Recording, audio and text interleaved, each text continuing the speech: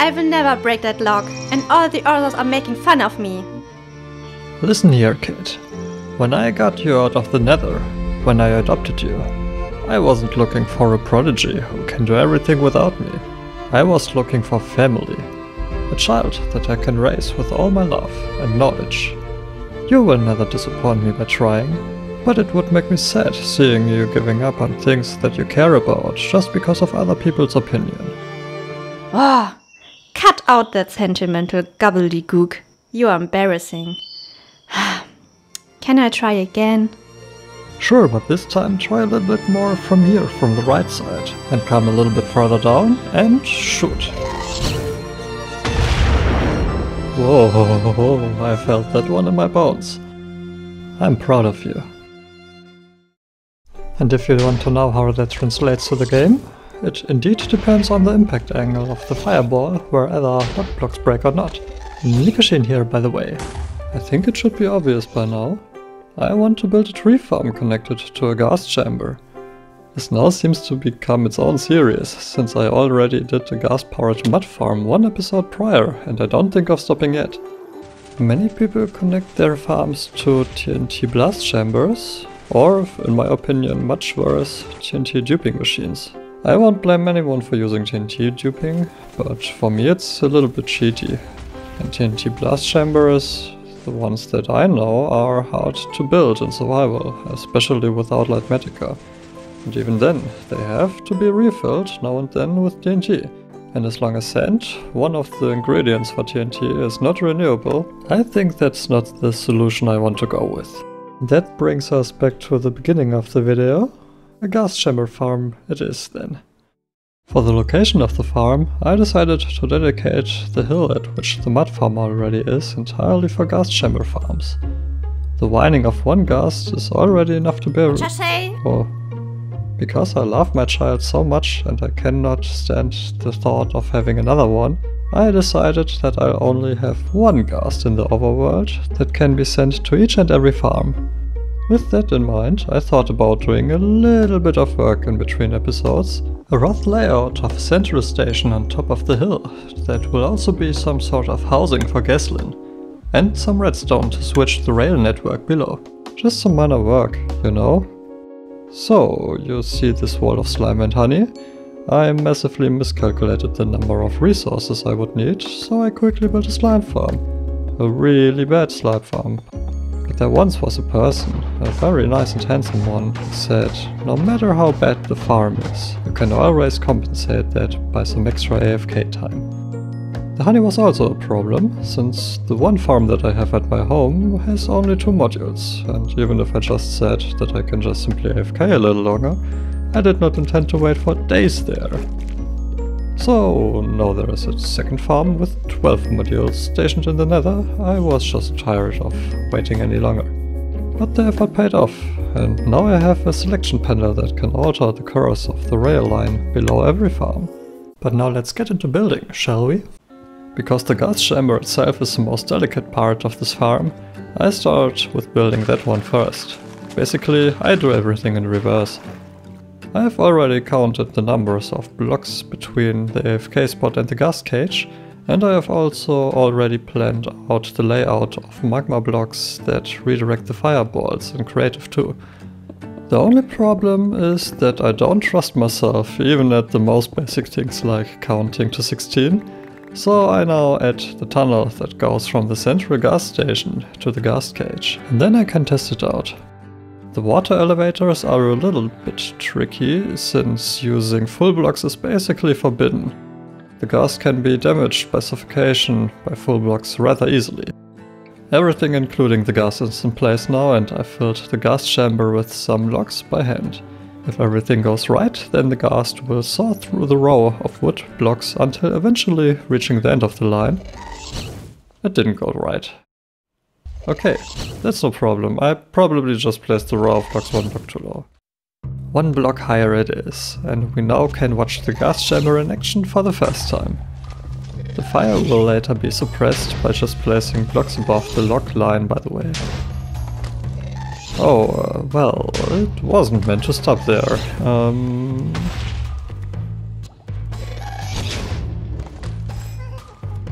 Okay, I did some testing and it seems like the minecart is not aligned correctly because of the bubble elevator. The minecart is perfectly centered on the rail because of it, but in my testing world I just pushed the minecart with the ghast against the block, which ever so slightly displaces it. So I did some redirection of the rails, and I also replaced a glass block in front of the ghast with a full block. Yes, this also affects the fireballs. Yep, that's working like a charm. The last row of blocks is staying on purpose, by the way. This is a setup where the pistons cannot be destroyed by the fireballs, and not being able to destroy this line is the trade-off for that.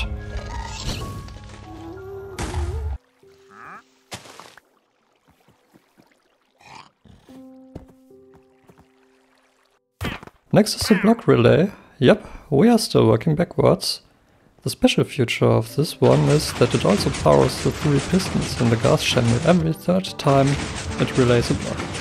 The vertical top to bottom block conveyor was a little bit more difficult than I initially anticipated. I thought of just copying a design from the internet, but it turned out that the ones that I found were too fast, so I made my own design, which was a little bit slower on purpose.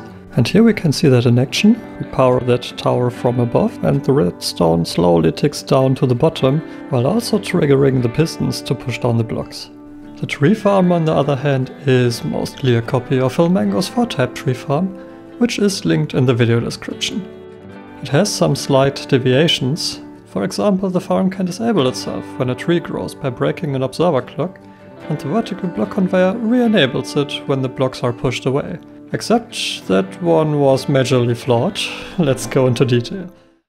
As already mentioned, when a tree grows, the farm disables itself by pushing the observer out, which we can see right here. And yeah, there's the last redstone tick that powers through the repeater, but that's not a problem. The problem is when the piston retracts, because that also will be observed. Another redstone tick gets through, and we see the tree immediately grows, while the block conveyor is not finished, and now it demolishes itself gracefully. Honestly, that looks quite cool. Okay, problem solved.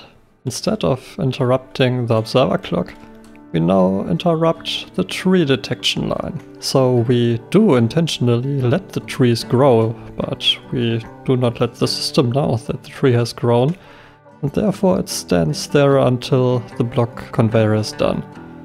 Oh yeah, and yeah, I made quite a mess out of this area. There were so many little extra contraptions that I needed to build, and now it looks like this.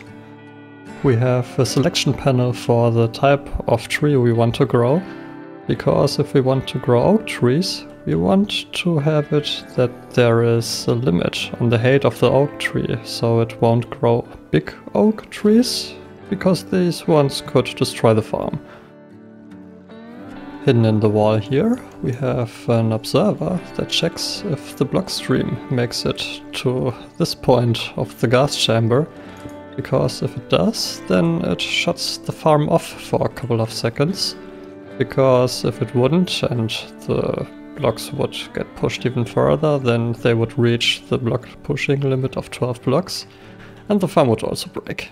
Last but not least, this little minecart station here, it just makes sure that if I ride up there, the ghast can only see me if I have already arrived there. But it would be easier to just show how it works. So let's get the ghast back in action, preferably not fly against it. Don't know if that would cause any problems.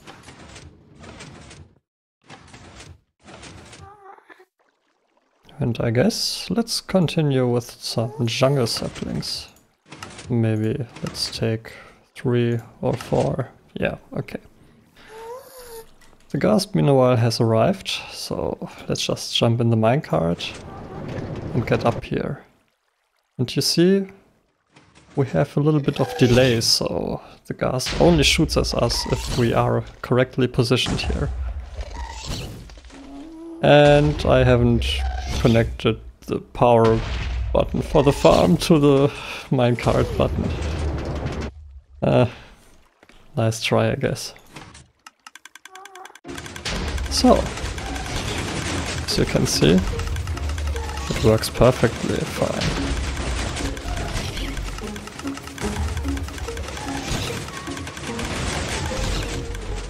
And this is how it looks like when the tree farm was faster than the gas chamber.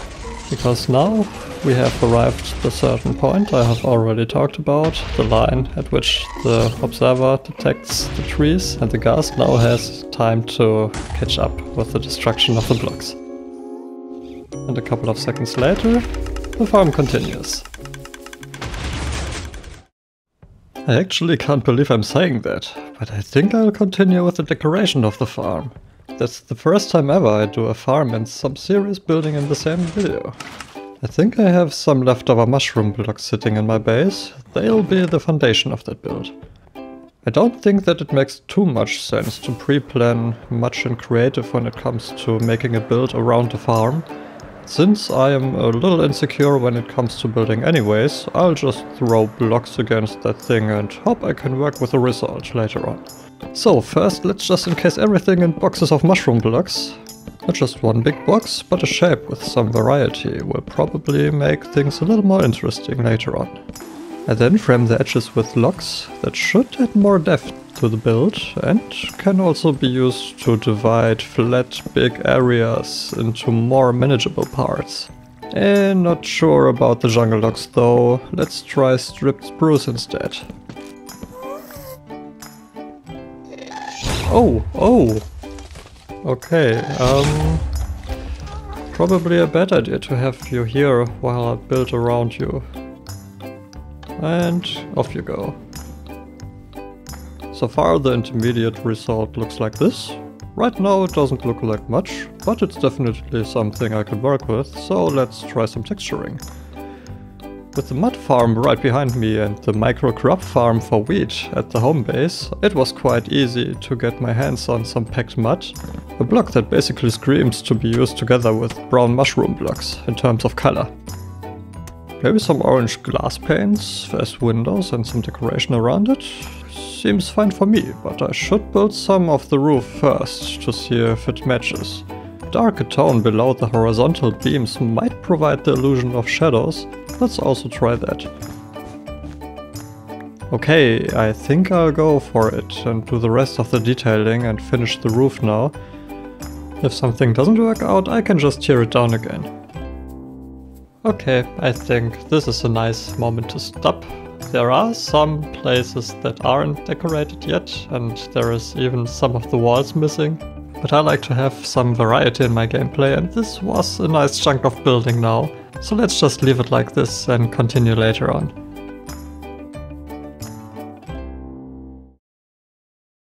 Dad, this here is a survival series, right? Mm-hmm. Why did you build the archery building in a creative world then? Oh yes, this is so I can focus more on the necessary buildings, like the central station where you are housing it. Dad? Yes? You haven't built that one either. Smarty pants today, are we? Just saying.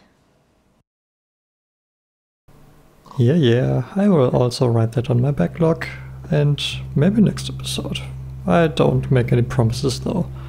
By the way, her name is Ghazlin, and I don't think that I have used that name even if I have thought about it quite some time. And if you wonder why I sometimes talk to her as a person and sometimes I refer to her just as the Ghast, then this is probably because I have made some clips before I came up with the idea and I wasn't too eager to record everything again. Well, I'll make it short. This is the end of the video. I have messed up some of my recording files and my project is a mess. It's not a big deal, but I like to have this abomination that calls itself episode 11 out of my way and start over again freshly. The farm, by the way, still works, even after building the house around it. I tend to destroy my redstone contraptions while doing so, but not this time. In that regards, see you soon and bye.